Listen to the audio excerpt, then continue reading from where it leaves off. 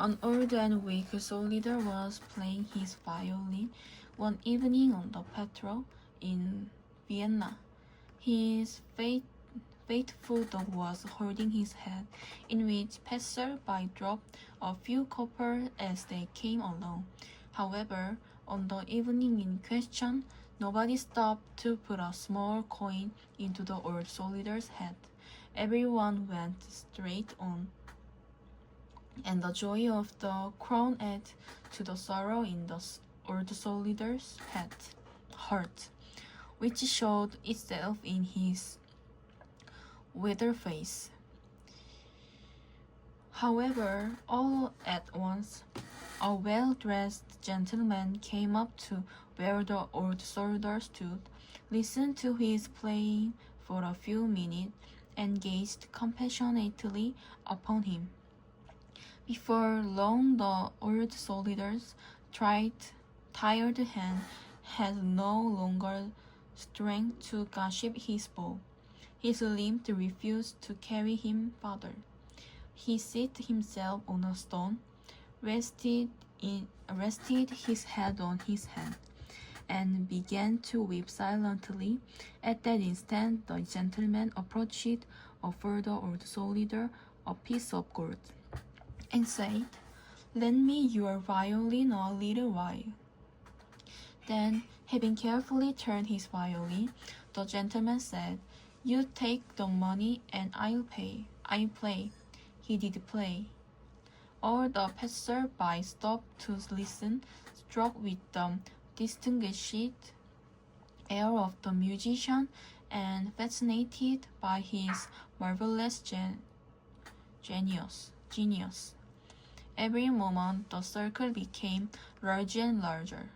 No copper alone, but silver and even gold was dropped into the old soldier's head. The dog began to glow, for it was becoming too heavy to him to hold. At the invitation from an audience, the old soldier emptied its contents into his bag, and they filled it again.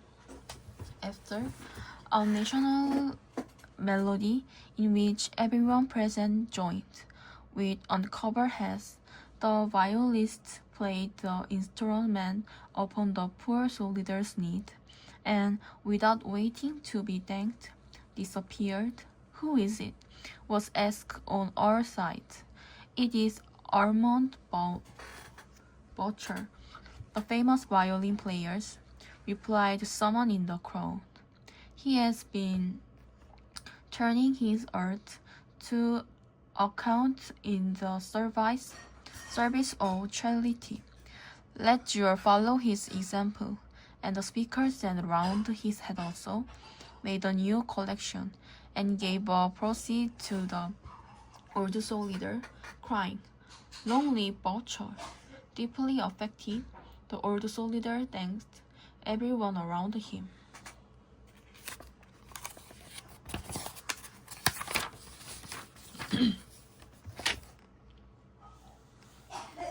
One day when I was little, my father told me the story how Say has come to be with us.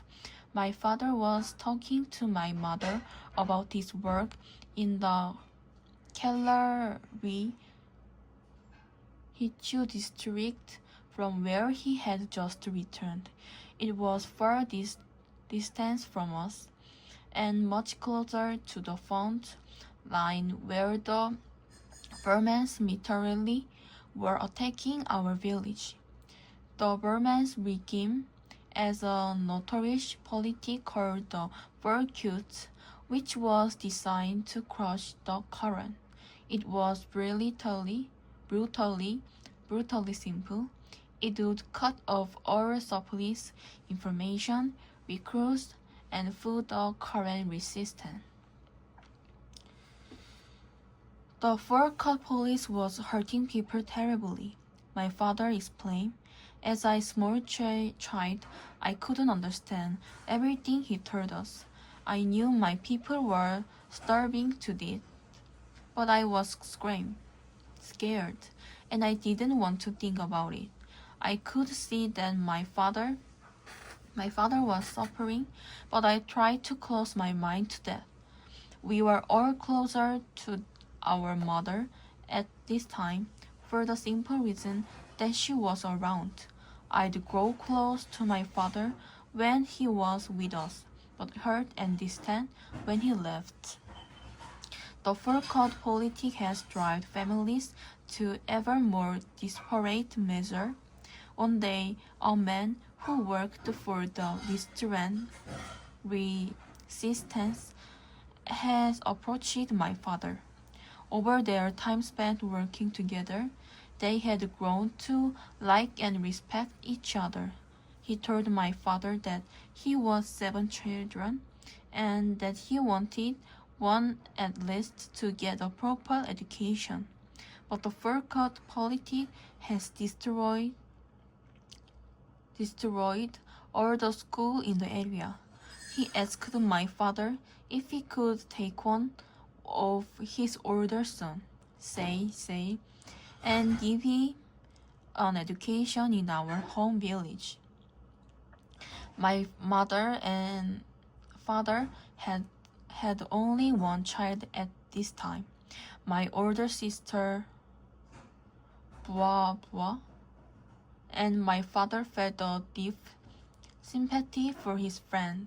He agreed to take Sei as one of his own children, and so Sei became my parents' adoption.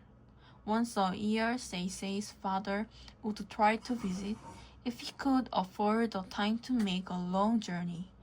Whenever he did, he was so happy and proud to see how well his son was doing in his studies at school.